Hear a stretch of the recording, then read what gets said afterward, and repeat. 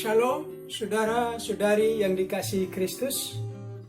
Ketemu kita pada kesempatan ini dalam renungan harian GKI Kuitang, Senin tanggal 20 Juli 2020 bersama Pendeta Arti Sembiring. Pokok pikiran atau tema kita yang kita renungkan pada kesempatan ini berbunyi, pengharapan tidak mengecewakan.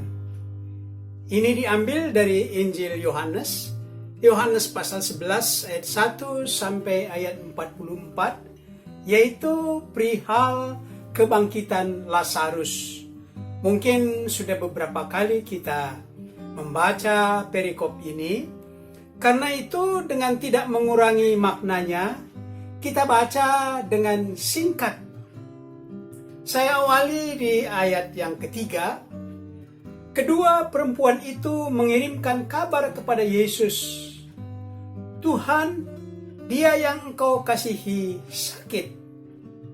Namun setelah didengarnya bahwa Lazarus sakit, ia sengaja tinggal 2 hari lagi di tempat di mana ia berada. Maka ketika Yesus tiba, didapatinya Lazarus telah 4 hari berbaring di dalam kubur. Maka menangislah Yesus.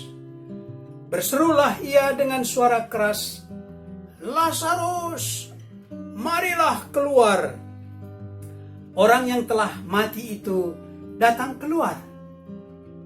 Bukalah kain-kain itu dan biarkanlah ia pergi.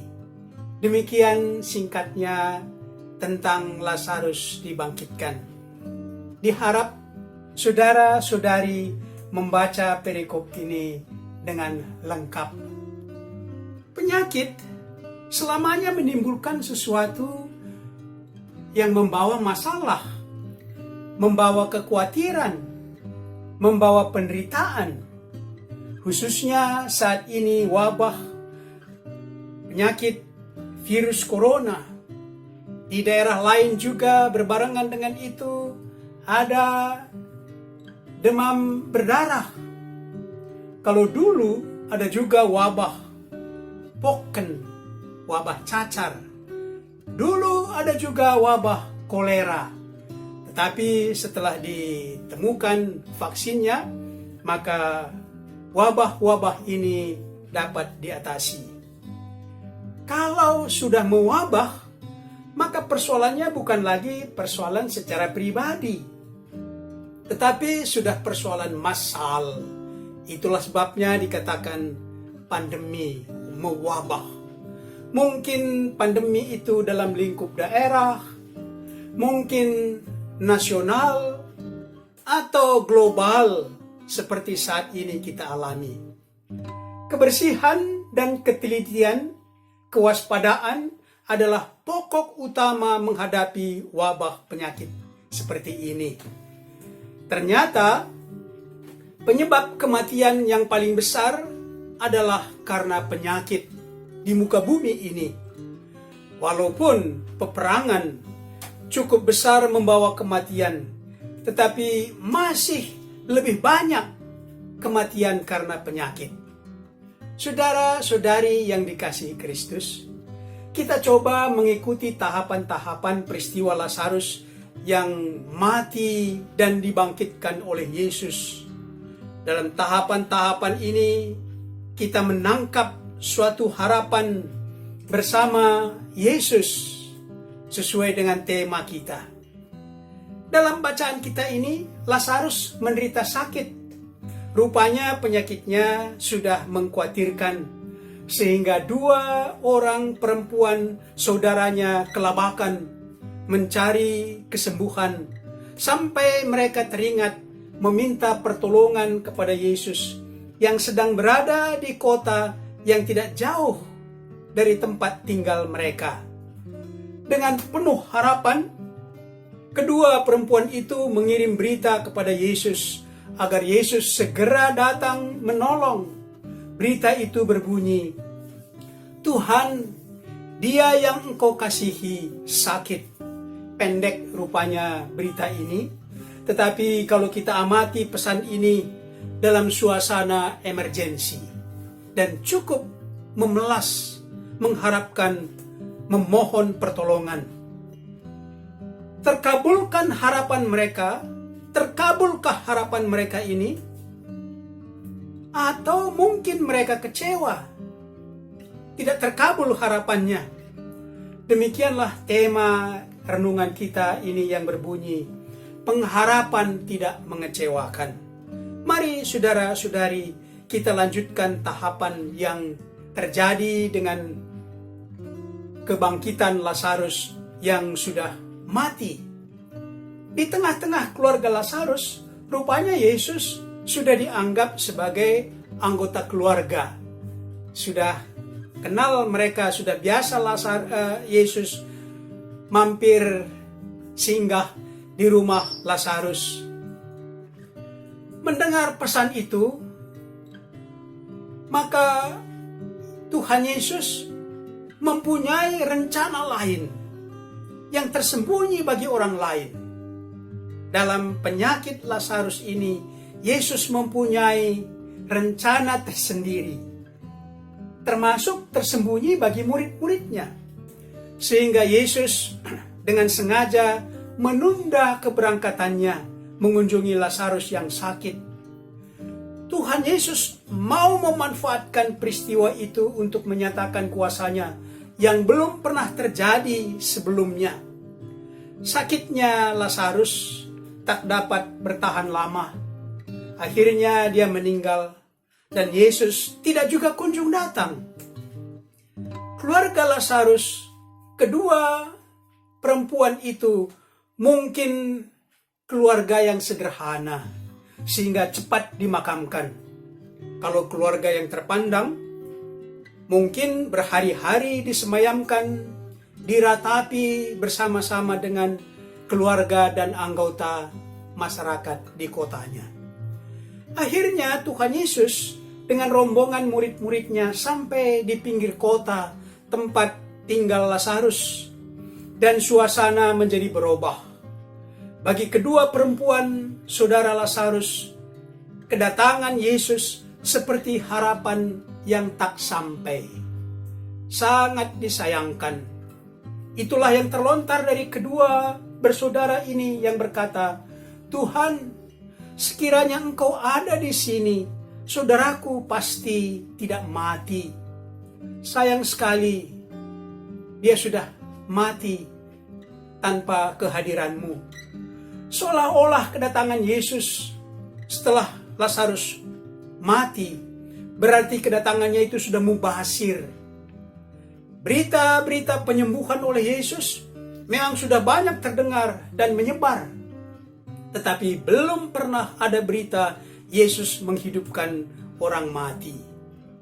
Dengan segala kesungguhan, dengan segala ketulusan hati Yesus, dia ikut berduka cita atas kematian Lazarus.